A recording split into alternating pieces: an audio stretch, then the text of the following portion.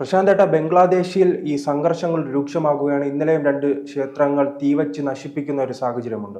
ഇപ്പോൾ പക്ഷേ ഇന്ത്യയിലെ ജനങ്ങൾ ഇതിനെതിരെ പ്രതികരിച്ചു തുടങ്ങിയിട്ടുണ്ട്. അപ്പോൾ ഇന്ത്യയിലെ ജനങ്ങൾ ചോദിക്കുന്നത് എന്തുകൊണ്ടാണ് കേന്ദ്ര സർക്കാർ ഇതിന് കാര്യക്ഷമമായി ഇടപെടുന്നില്ല എന്നൊരു ചോദ്യം ഉന്നയിക്കുന്നുണ്ട്. അത് പ്രതിപക്ഷ പാർട്ടികളും ഉന്നയിക്കുകയാണല്ലോ. നയതന്ത്ര തലത്തിൽ ഇപ്പോൾ ഇന്ത്യ വലിയ പ്രതീക്ഷയോടെയാണ് മുന്നോട്ട് പോകുന്നത് ഇപ്പോൾ മോദി സർക്കാരിൻ്റെ കാലത്ത്. പക്ഷേ ആ സർക്കാരിൻ്റെ ഭാഗത്ത് നിന്നും എന്തായാലും ഒരു പോസിറ്റീവായ സമീപനം ഉണ്ടാകുന്നില്ല എന്നൊരു വിമർശനം ഉയർന്നു വരുന്നുണ്ട്. അതിൽ എന്തെങ്കിലും വാസ്തവമുണ്ടോ? ബംഗ്ലാദേശ് ഇന്ത്യയുടെ ഭാഗമൊന്നുമല്ല. ബംഗ്ലാദേശ് വേറെ രാജ്യമാണ്. ബംഗ്ലാദേശിൽ വളരെ മാന്യമായിട്ട് പൊക്കോണ്ടിരുന്ന ഒരു രാജ്യത്ത് ഒരു കലാപം ഉണ്ടാക്കി ജനാധിപത്യ സംവിധാനത്തിലിരുന്ന പ്രധാനമന്ത്രിയെ പുറത്താക്കി ആ പ്രധാനമന്ത്രിക്ക് നമ്മൾ അഭയം കൊടുത്തിരിക്കുകയാണ്. മനസ്സിലാവും. അപ്പം അത്തരത്തിലൊരു രാജ്യത്തെ പുറത്താക്കി താൽക്കാലികമായിട്ടൊരു സംവിധാനം ഉണ്ടാക്കിയിട്ട് ആ രാജ്യത്ത് ആ സംവിധാനത്തിൻ്റെ കീഴിലാണ് ഇപ്പോൾ ഈ നടക്കുന്ന പ്രശ്നങ്ങളെല്ലാം ഉള്ളത്. ശരി തന്നെ, നിങ്ങൾ ഈ പറഞ്ഞതുപോലെ ബംഗ്ലാദേശ് പണ്ട് നമ്മുടെ ഭാഗമായിരുന്നെന്നോ അവിടെ നമ്മൾ ഹിന്ദുക്കളുണ്ടെന്നോ ആ ഹിന്ദുക്കളൊക്കെ നമുക്ക് വേണ്ടപ്പെട്ടവരായിരുന്നല്ലോ, അവരെ രക്ഷിക്കേണ്ട കടമ നമ്മൾക്കല്ലയോ, ഇന്ത്യ മഹാരാജ്യത്തല്ലേ ഏറ്റവും കൂടുതൽ ഹിന്ദുക്കളുള്ളത്, ഇന്ത്യയെ പോലുള്ളൊരു രാജ്യത്ത് ബംഗ്ലാദേശിൽ കയറി വളരെ പെട്ടെന്ന് ആക്രമിച്ചുകൂടായോ, അല്ലെങ്കിൽ ബംഗ്ലാദേശിൽ അത്തരത്തിൽ ആക്രമിക്കാൻ ഇന്ത്യക്ക് പാടുള്ളതല്ലേ, അതെന്താ ചെയ്യാത്തത്? എൻ്റെ പൊന്നെ, ഈ ബംഗ്ലാദേശിൽ ഈ വിഷയം ഉണ്ടാക്കിയത് എന്തിനാണ് നമ്മളത് മനസ്സിലാക്കണം. ബംഗ്ലാദേശിൽ ഈ വിഷയം ഉണ്ടാക്കിയത് ബംഗ്ലാദേശ് ഷേഖ് ഹസീനയുടെ നേതൃത്വത്തിലിരിക്കുന്ന ബംഗ്ലാദേശ് ലോകത്തുള്ള മറ്റ് രാജ്യങ്ങളിലെക്കാട്ടിലെല്ലാം ഏറ്റവും കൂടുതൽ പരിഗണന കൊടുത്തുകൊണ്ട് പോയിരുന്ന ഒരു രാജ്യം ഇന്ത്യ മഹാരാജ്യമായിരുന്നു. ഇന്ത്യ മഹാരാജ്യവുമായിട്ടുള്ള അവരുടെ ബന്ധം ദീർഘമായിരുന്നു, അല്ലെങ്കിൽ വളരെ സൗഹാർദ്ദപരമായിരുന്നു. ഇന്ത്യയെ നോക്കി നരേന്ദ്രമോദി പറയുന്നത് പോലെ രാജ്യം ഭരിച്ചുകൊണ്ട് പോയിരുന്ന ഒരു പ്രധാനമന്ത്രിയാണ്, ദീർഘകാലമായിട്ടുള്ളൊരു പ്രധാനമന്ത്രിയായിരുന്നു ഷേഖ് ഹസീന. അവരെ പുറത്താക്കി. എന്തിനു പുറത്താക്കി? നമ്മുടെ ശത്രു രാജ്യങ്ങളുടെ താല്പര്യങ്ങൾ സംരക്ഷിക്കാൻ അവർ തയ്യാറാകാത്തത് കൊണ്ട് അവരെ അട്ടിമറിയിലൂടെ പുറത്താക്കി. അതിൻ്റെ അട്ടിമറിയിൽക്കകത്ത് നിന്നിരുന്ന രാജ്യങ്ങൾ നമ്മൾ സംശയമല്ല, പ്രധാനപ്പെട്ട രാജ്യം പാകിസ്ഥാനാണ്. ഈ പാകിസ്ഥാനെ ഉപയോഗിച്ച് അട്ടിമറിച്ചതാരാണ്? ചൈന അതിനകത്ത് പങ്കുണ്ട്, അല്ലെങ്കിൽ അമേരിക്കയിലെ ഇപ്പം ട്രംപിന് മുമ്പുള്ള ബൈഡൻ വളരെ കൃത്യമായിട്ട് പങ്കുണ്ട്, അല്ലെങ്കിൽ ഡീപ് സ്റ്റേറ്റിന്റെ പങ്കുണ്ട്. എന്തിനാണ്? അമേരിക്ക അവിടെ ഒരു ബേസ് ചോദിച്ചിരുന്നു, ദ്വീപില് കൊടുക്കത്തില്ലെന്ന് പറഞ്ഞു. ആ ബേസ് വന്നാൽ ആർക്കാണ് പ്രശ്നം? ഇന്ത്യക്ക് പ്രശ്നമുള്ളതുപോലെ വേറെ ചില ചൈനയ്ക്ക് മറ്റു രാജ്യങ്ങൾ, ഇന്ത്യക്കും അത് പ്രശ്നമാണ്. അപ്പൊ ഇത്തരത്തിൽ ഇന്ത്യയുടെ താല്പര്യങ്ങൾ സംരക്ഷിച്ചുകൊണ്ടിരുന്ന ഒരു രാജ്യത്തെ അട്ടിമറിച്ചതിന് ശേഷം ആ അട്ടിമറി എന്തിനാണ്? ആ രാജ്യത്തെ ഉപയോഗിക്കുന്നതിന് വേണ്ടി. ആ രാജ്യത്തെ ഇപ്പം നമ്മൾക്കെതിരെ ഉപയോഗിക്കാൻ വേണ്ടി ശ്രമിക്കുകയാണ്. പറയുന്നത് മനസ്സിലാവുന്നുണ്ട്? അതുകൊണ്ടാണ് ചാടിക്കയറി ഇന്ത്യ ഇടപെടാത്തത്. ഇന്ത്യയുടെ എക്കണോമിക്കൽ ഗ്രോത്തും ഇന്ത്യയുടെ നിലനിൽപ്പും അല്ലെങ്കിൽ ഇന്ത്യയുടെ പോക്കും ഒക്കെ ലോകത്ത് ഇതുപോലെ അമേരിക്ക പോലെയുള്ള രാജ്യങ്ങൾക്ക് ബുദ്ധിമുട്ടുണ്ടാക്കുന്ന രീതിയിലേക്കാണ് പോകുന്നത്. അമേരിക്ക എന്ന് പറയുന്ന രാജ്യത്തിന്റെ ഒരു പ്രത്യേകത, അമേരിക്ക ലോകത്തെ ഏറ്റവും വലിയ സമ്പന്ന രാജ്യമാണ്, അല്ലെങ്കിൽ ഏറ്റവും വലിയ സൈനിക രാജ്യമാണ്, എല്ലാ രീതിയിലും ലോക ക്രമത്തിൽ ഒന്നാമത് നിൽക്കുന്ന രാജ്യമാണ്, ലോകത്തെ പല സിസ്റ്റങ്ങളും നിയന്ത്രിക്കുന്നവരാണ്. പക്ഷേ അവർക്ക് എന്നും അവരെക്കാട്ടിൽ 50 കൊല്ലം കഴിഞ്ഞും അവർക്കൊപ്പം എത്താൻ സാധ്യതയുണ്ടെന്ന് കാണുന്ന രാജ്യങ്ങളെല്ലാം അവർ ഉപദ്രവിച്ചുകൊണ്ടിരിക്കുകയാണ്. അത് സൈനികമായിട്ടായാലും അല്ലെങ്കിൽ ഈ സാമ്പത്തിക ഉപരോധങ്ങൾ ഏർപ്പെടുത്തിയാലും. അത്തരത്തിൽ ഇന്ത്യ മഹാരാജ്യം വളരെ കൃത്യമായിട്ട് 2014 ശേഷം സ്വയം പര്യാപ്തയിൽ, അല്ലെങ്കിൽ മാനുഫാക്ചറിങ്ങിൽ, അല്ലെങ്കിൽ കയറ്റുമതിയിൽ, ഇറക്കുമതിയിൽ, എല്ലാ രീതിയിലും മറ്റു രാജ്യങ്ങളുമായിട്ട് വലിയ നയതന്ത്ര ബന്ധം ഉണ്ടാക്കി വലിയൊരു എക്കണോമിക്കൽ ഗ്രോത്തിലേക്ക് പോകുമ്പോൾ ഇതിന് തടസ്സം ഉണ്ടാക്കണമെങ്കിൽ നമ്മൾ അല്ലെങ്കിൽ രാജ്യങ്ങൾ തമ്മിലുള്ള നിയമങ്ങളും, അല്ലെങ്കിൽ രാജ്യങ്ങൾ തമ്മിലുള്ള പ്രശ്നങ്ങളും, അല്ലെങ്കിൽ നമ്മുടെ രാജ്യത്തൊരു ആഭ്യന്തര കലകം, അല്ലെങ്കിൽ നമ്മൾ വേറെ രാജ്യത്തോട് യുദ്ധം ചെയ്യണം. ഈ രീതിയിലൊക്കെ വന്നാലേ നമുക്കിടെ സാമ്പത്തികമായിട്ട് നമ്മളെ പുറകോട്ടടിക്കാൻ പറ്റത്തുള്ളൂ. അപ്പം 4000-ഓളം കിലോമീറ്റർ അതിർത്തി പങ്കിടുന്ന ഒരു രാജ്യമാണ് ബംഗ്ലാദേശ്. നമ്മളുമായിട്ട് നമ്മുടെ അതിർത്തി നമുക്ക് അവരെ കയറി അറ്റാക്ക് ചെയ്യുന്നതിന് പാടില്ലാത്തതുപോലെ അവിടുന്ന് ഇങ്ങോട്ട് തീവ്രവാദികളെ അല്ലെങ്കിൽ ഈ വിധ്വംസ പ്രവർത്തനം നടത്തുന്നവരൊക്കെ കയറി വരാൻ സാധ്യതയുണ്ട്. അപ്പം ഇത്തരത്തിലൊരു പ്രശ്നം ഉരുത്തിരിച്ചപ്പോൾ നമ്മൾ അന്ന് ചാടിക്കയറി ഇടപെടുമെന്ന് എല്ലാവരും വിചാരിച്ചു. അതോടൊപ്പം തന്നെ ഈ അതിർത്തിയിൽ ഡ്രോൺ ഉൾപ്പെടെയുള്ളവ അവർ പറത്തുന്ന സാഹചര്യം ഉണ്ടായിട്ടുണ്ട്. അല്ല, അതിർത്തിയിൽ ഡ്രോൺ ഉൾപ്പെടെയുള്ളവർ, ഞാൻ ഈ പറഞ്ഞത് നിങ്ങൾക്ക് മനസ്സിലായില്ലേ?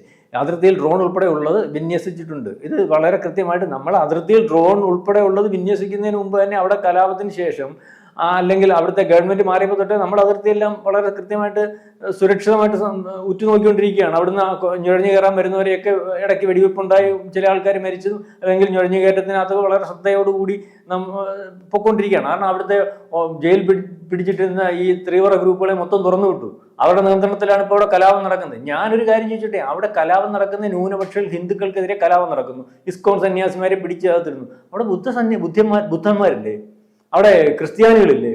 വേറെ ന്യൂനപക്ഷത്തിനകത്ത് വരുന്നില്ല. എന്താ ക്രിസ്ത്യാനികളെ ഉപദ്രവിക്കുന്നുണ്ടല്ലോ, ക്രിസ്ത്യാനികളെ ഉപദ്രവിക്കുന്നുണ്ട്. ഈ മുസ്ലിങ്ങൾ ക്രിസ്ത്യാനികളെ ഉപദ്രവിക്കുന്നുണ്ട്. അതുപോലെ ഈ മുസ്ലിങ്ങൾക്കകത്ത് ചില ഗ്രൂപ്പുകളുണ്ട്, അറിയാമോ? നമ്മുടെ ഈ അഹമ്മദീയർ എന്ന് പറയുന്നുണ്ട്, അഹമ്മദീയരെ ഉപദ്രവിക്കുന്നുണ്ട് അവിടെ. എന്താ ക്രിസ്ത്യാനികളെ ഉപദ്രവിക്കുന്നതിനകത്ത് ലോകത്തെ ഏറ്റവും വലിയ അല്ലെങ്കിൽ ഈ പറയുന്ന വർഗം ക്രിസ്ത്യാനിയല്ലേ? എന്താ ക്രിസ്ത്യൻ അമേരിക്കയുടെ ഇടപെടാത്ത എന്താ? അല്ലെങ്കിൽ യൂറോപ്യൻ രാജ്യങ്ങൾ എന്താ ഇടപെടാത്ത?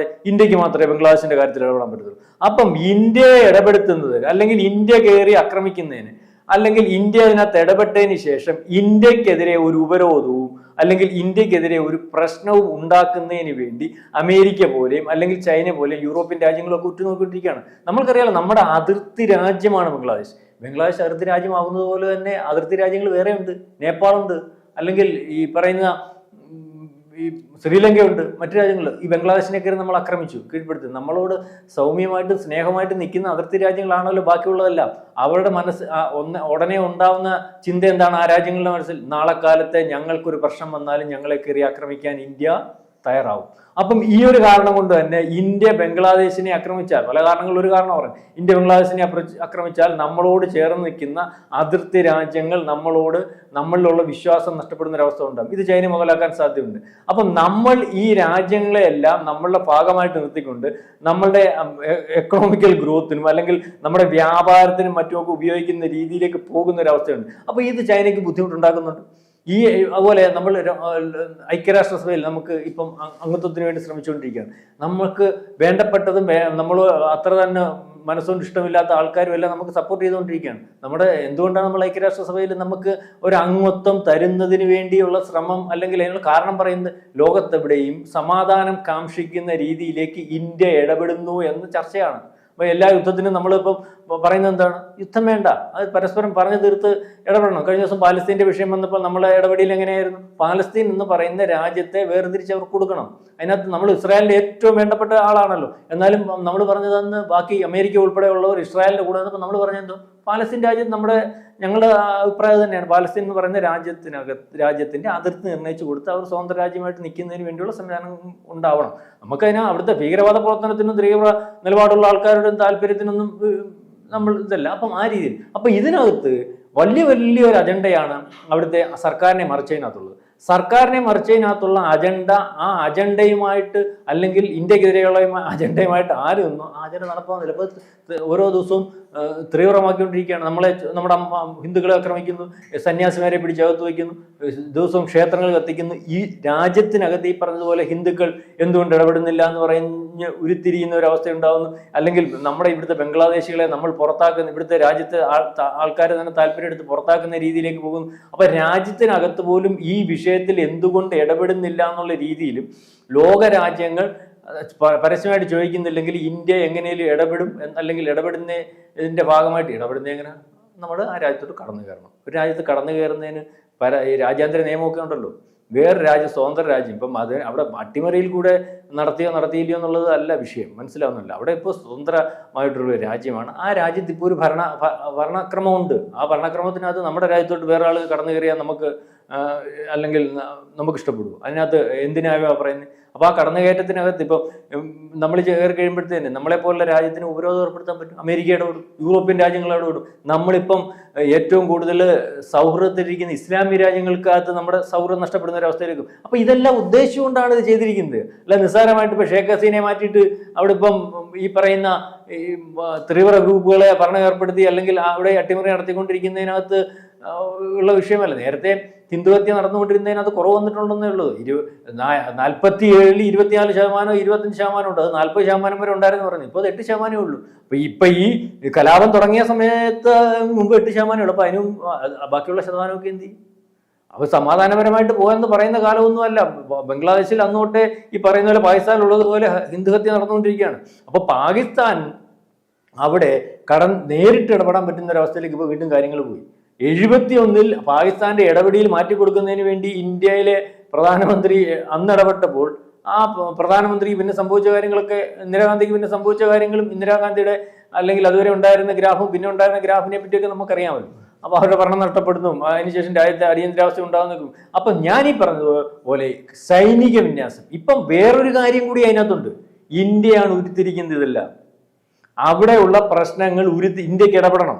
ഇന്ത്യക്ക് ഇടപെടണമെങ്കിൽ ഇന്ത്യയെ കയറി അടിക്കണം. ഇന്ത്യയെ കയറി അടിക്കുന്നതിന് വേണ്ടി ഇന്ത്യയിലെ രഹസ്യാന്വേഷണ വിഭാഗം ഈ അട്ടിമറിക്ക് ശേഷം, അതുകൊണ്ടാണല്ലോ അട്ടിമറി അവിടുത്തെ നമ്മുടെ രഹസ്യാന്വേഷണ വിഭാഗം വളരെ കൃത്യമായിട്ട് ബംഗ്ലാദേശിൽ ഇടപെടുന്നുണ്ട് എന്നുള്ളതിന് തെളിവാണല്ലോ. ഷേഖ് ഹസീന എന്ന് പറയുന്ന വ്യക്തിയെ അവിടെ അട്ടിമറി പൂർണ്ണമാകുന്ന സമയമായപ്പോഴത്തേനും നമ്മുടെ അവിടുന്ന് അവരെ കയറ്റി ഇവിടെ കൊണ്ടുവന്നില്ലേ. അവരെ കയറ്റിക്കൊണ്ട് വരുന്ന സമയത്ത് ചൈനയിൽ നിന്ന് വിമാനം വന്ന് അവരുടെ വിമാനം തട്ടിക്കൊണ്ടു പോകാനുള്ള ശ്രമം നടത്തി. നമ്മുടെ 2 വ്യോമസേനയുടെ ഏറ്റവും പ്രധാനപ്പെട്ട 2 വിമാനങ്ങൾ അപ്പുറം ഇപ്പുറം നിന്ന് അവരവിടെ സേഫായിട്ടുണ്ട്. അപ്പം നമുക്ക് അവിടെ എന്ത് നടക്കുന്നു എന്നതിനെ പറ്റി വളരെ കൃത്യമായിട്ട് നമുക്കറിയാമെന്നുള്ള കാര്യവും, അല്ലെങ്കിൽ നമ്മുടെ രഹസ്യാന്വേഷണ സംവിധാനം അവിടെ കൃത്യമായിട്ട് ഇടപെടുന്നുണ്ടെന്നുള്ള കാര്യം മനസ്സിലായല്ലോ. നേരത്തെ അതുപോലെ ഇവിടെ അട്ടിമറി നടക്കുമെന്നവർക്ക് സൂചന കൊടുത്തതാണ്.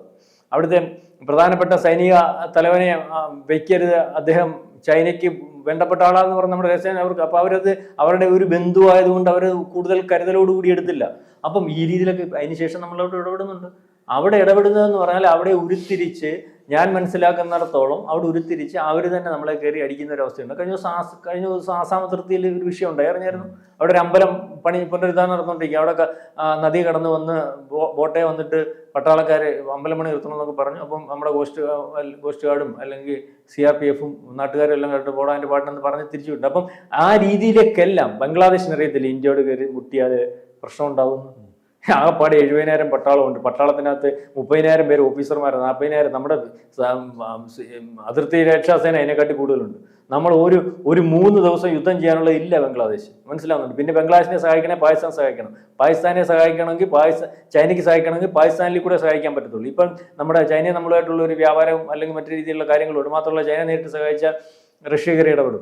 അതുപോലെ മറ്റ് ചില രാജ്യങ്ങൾക്ക് സഹായിക്കാനുണ്ടെങ്കിൽ തന്നെ പാകിസ്ഥാനെ കൂടെ സഹായിക്കുന്നത്, ഡയറക്റ്റ് സഹായിക്കാനൊന്നും പറ്റത്തില്ല. ഏതായാലും ഇന്ത്യ കയറി ബംഗ്ലാദേശിനെ അടിക്കുന്നതിന് വേണ്ടിയുള്ള സംവിധാനം ഉരുത്തിരിക്കുകയാണ്.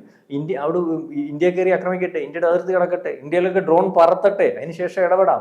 ആ രീതിയിലേക്കുള്ള ഒരു കാര്യത്തിലേക്ക് ഉരുത്തിരിക്കുന്നതിനകത്ത് നമ്മുടെ രഹസ്യാന്വേഷണത്വം നമ്മുടെ ഇടപെടലും ഉണ്ടോ എന്ന് സംശയിക്കേണ്ടിയിരിക്കുന്നു. കാരണം അവിടുത്തെ ഹിന്ദുക്കളെ രക്ഷപ്പെടുത്തുന്നതിന് നമുക്ക് അവിടെ കടന്നു കയറണമെങ്കിൽ നമ്മളെ ആക്രമിക്കുന്ന ഒരവസ്ഥയിലേക്ക് കാര്യങ്ങൾ ഉണ്ടാവണം. അപ്പൊ ആ രീതിയിലേക്കും പോകുന്നുണ്ടോ സംശയമുണ്ട്. ഏതായാലും ബംഗ്ലാദേശിനെ ഉപയോഗിച്ച് ഇന്ത്യയെ തകർക്കുന്നതിന് വേണ്ടിയുള്ള ശ്രമമാണ് നടക്കുന്നത്. അതിന് ഇന്ത്യ യാതൊരു കാരണവശാലും നിന്നു കൊടുക്കുന്ന ഒരു രീതിയിലേക്ക് പോകുമെന്ന് എനിക്ക് തോന്നുന്നില്ല. കാരണം നരേന്ദ്രമോദിയാണ് ഇന്ത്യ മഹാരാജ്യം ഭരിക്കുന്നത്. അദ്ദേഹത്തിന് ചില ലക്ഷ്യങ്ങളുണ്ട്. ആ ലക്ഷ്യങ്ങൾക്ക് തടസ്സം നിൽക്കുന്നതിന് വേണ്ടിയുള്ള ശ്രമമാണെന്ന് അദ്ദേഹത്തിന് അറിയാം. അദ്ദേഹം വളരെ ബുദ്ധിപൂർവ്വമേ കാര്യങ്ങൾ കൈകാര്യം ചെയ്തുള്ളൂ. ബാക്കിയുള്ള ചില രാജ്യങ്ങൾ, അതിർത്തി രാജ്യങ്ങളിലൊക്കെ നേരത്തെ ചില വിഷയങ്ങൾ ഉണ്ടായിരുന്നല്ലോ, ആ വിഷയങ്ങളെല്ലാം ഇപ്പം എങ്ങനെയായി? അതുപോലെ തന്നെ ബംഗ്ലാദേശ് നമ്മുടെ പരിധിയിൽ നമ്മൾ ആഗ്രഹിക്കുന്ന പോലെ നമ്മൾ പറയുന്ന ചൊൽപ്പടിയിൽ തന്നെ വരും. അല്പം കാത്തിരിക്കേണ്ടി വരും. കൂടുതൽ വാർത്തകളും വിശേഷങ്ങളും നിങ്ങളിലേക്ക് എത്താൻ ABC മലയാളം സബ്സ്ക്രൈബ് ചെയ്യുക, ബെൽ ബട്ടണും അമർത്തുക.